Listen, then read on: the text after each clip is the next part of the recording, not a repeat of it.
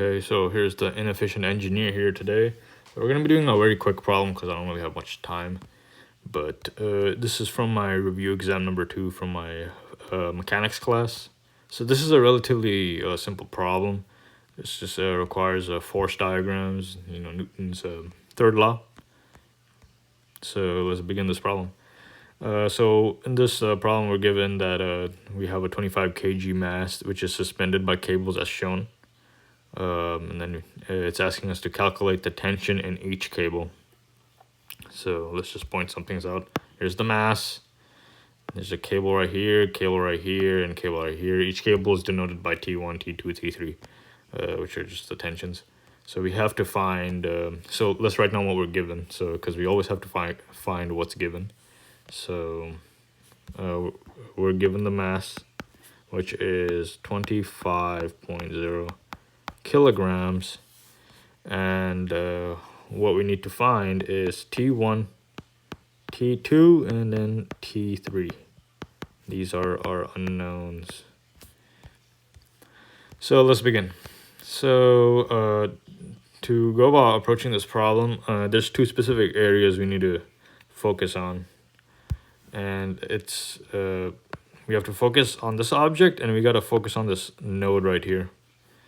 So what I mean by focus on is we're basically drawing 2 separate free body diagrams. Because remember, in a free body diagram, we cannot include more than one object. It's always whenever you draw a free body diagram, you only include one object and all the forces acting on that one object.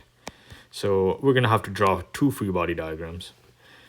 And so we can draw the free body diagram for the ball, actually, because it's going to be a bit easier to do it for the ball, and you'll see why shortly. So for the ball, honestly, you can just draw it on the ball, or you can just like draw it on the side. I'll just draw it on the side for right now. Doesn't really matter how you do it, and just make sure your work is clean so you don't confuse yourself. This is a positive. It's a coordinate basis. Now suppose we just have the ball right here. So that's just, these 2 are the same thing.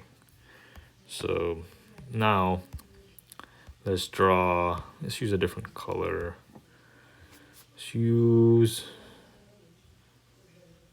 How does it look? Yeah, I think it looks good. So let's draw the forces acting on that ball. So from the picture shown, we can see that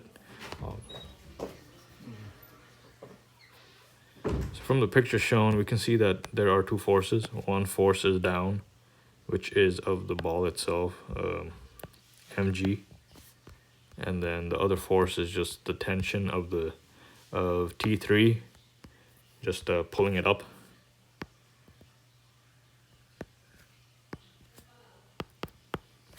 So these are the 2 forces acting on that ball. Next, we have to write down the forces on that ball. So actually, what we could do is, it doesn't really matter. I guess we could. It doesn't matter. So okay, so for this case, for this free body diagram, for this free body diagram, we're going to be working with the y direction, the forces in the y direction, because there's no forces in the x direction on that ball. I guess we can denote it with b. by. B just means the ball, or actually we can denote it as my. We can denote the ball as being m.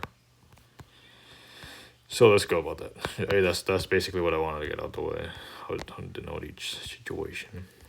But okay, so let's go with this. So forces acting on the ball in the y direction, we have, obviously just make this negative, T3 minus mg is equal to 0 because nothing is moving. And then we have figured out what T3 is. T3 is just mg, which makes sense because, I mean, there's only 2 forces acting on there, which means the forces have to eventually cancel out. But yeah, T3 is mg, and mg is just, actually I'll just use my calculator on this. So m is 25 times 9.8, or acceleration due to gravity is 245 newtons. Is our tension on string 3, or our tension number 3, or yeah, whatever. It's our T3. Now we have to figure out all the forces on this node. So in this case, I'm just gonna use this actual node right here. I'm not gonna draw. I mean, I could. Yeah, I won't. I'll just use this node right here. So let's draw a free body diagram. So for that case, for this node, we know that there's a tension of T3 acting down, which we already found was mg, and then there's a force pulling that node to the right, which is T2.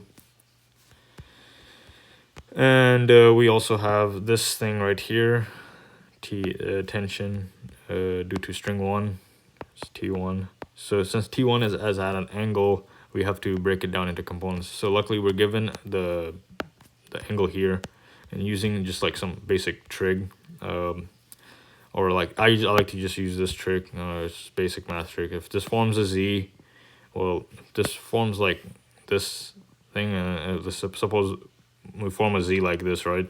This angle here is this. So basically, suppose we form a z. This angle here is gonna be the same as that angle here. So essentially, if you see like a z shape going on, the angle on this side is the same as the angle on this side. So we can just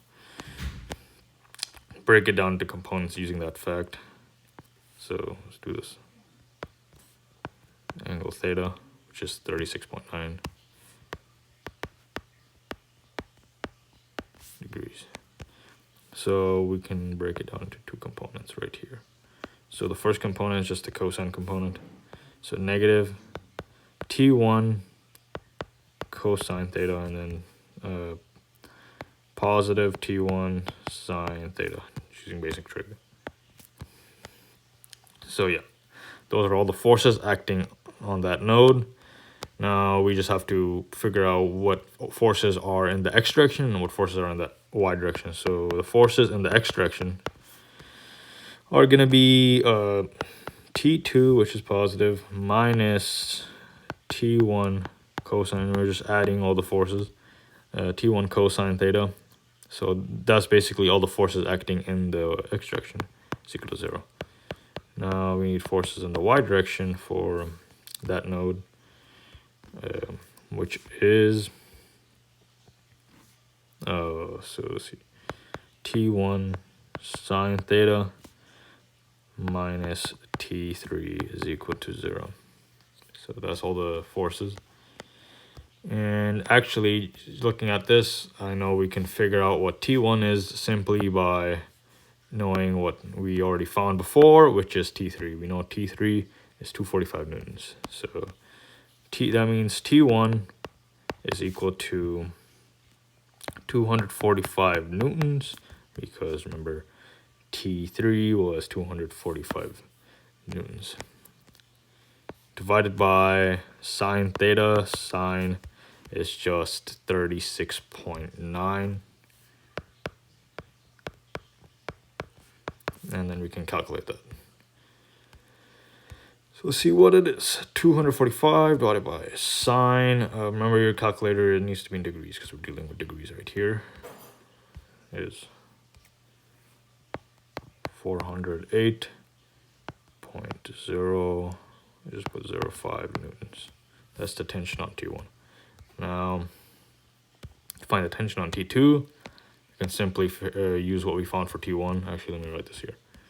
So 408.05.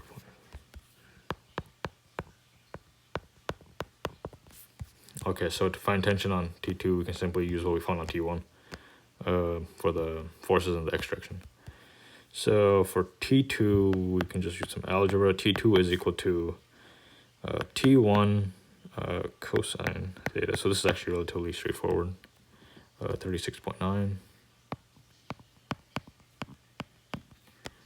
which is just, since we already found T1 right here, which is 408.05, we can Just rewrite, plug that back in.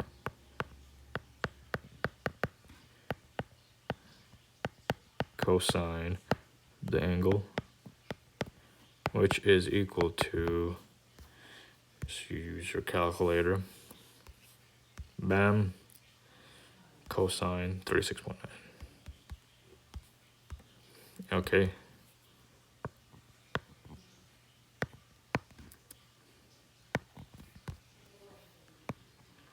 Oh, we can just put 3, 1. So force for T2 is 326.31 newtons. So yeah, these are all our answers now, and we figured it out. T1, T2, T3.